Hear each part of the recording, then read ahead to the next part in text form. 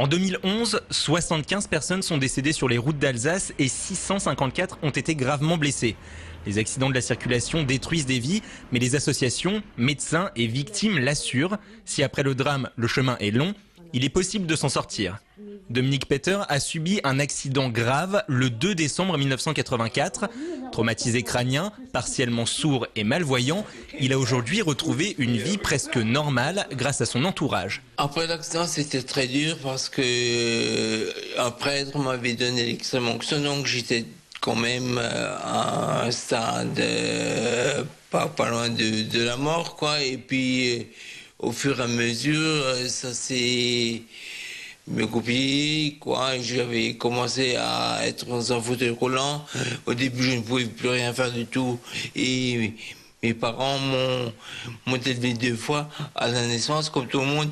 Mais à 25 ans, c'est surtout ma mère qui m'a réélevé une 2e fois. Une fois qu'on a le malheur d'avoir un accident ou un handicap ou une paralysie, il n'est jamais impossible de pouvoir se remettre. Mais j'ai dit que le meilleur médecin du monde ne peut rien pour quelqu'un si soi-même on n'a pas un peu de volonté pour s'en sortir. Les accidents de la circulation font l'effet d'un cataclysme dans la vie des victimes directes, mais ce sont parfois elles qui mettent le moins de temps à s'en remettre.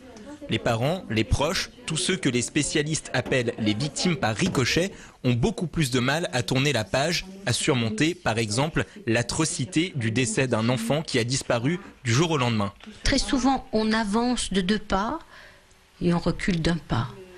Et j'ai le sentiment que c'est ainsi depuis la disparition de ma fille Laurence.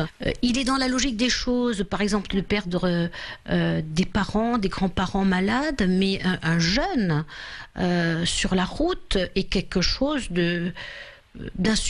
quasiment d'insurmontable. La nuit et la vie deviennent d'une grande noirceur et on se demande au fond qu'est-ce que les parents, nous, ont fait encore ici. Monique l'assure, tout seul, le chemin est insurmontable. L'aide est donc capitale, elle passe par les associations, mais aussi de plus en plus par les médecins.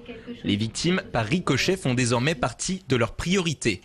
Très rapidement, en tout cas le plus rapidement possible, on rencontre la famille pour essayer de connaître la personne et on est là pour en permanence que la personne s'adapte à ses capacités. Le matin, c'est les soignants qui vont venir m'aider à faire ma toilette. Dès que je pourrai la faire toute seule, elles vont que m'aider, puis de moins en moins si c'est possible. Ces soignants vont aussi aider ma famille à m'aider justement quand je vais rentrer le week-end. Le plus tôt possible, la famille doit être associée à ce parcours. En 2011, 3 970 Français ont perdu la vie sur les routes, un chiffre que Nicolas Sarkozy voudrait ramener à 3 000 d'ici la fin 2012.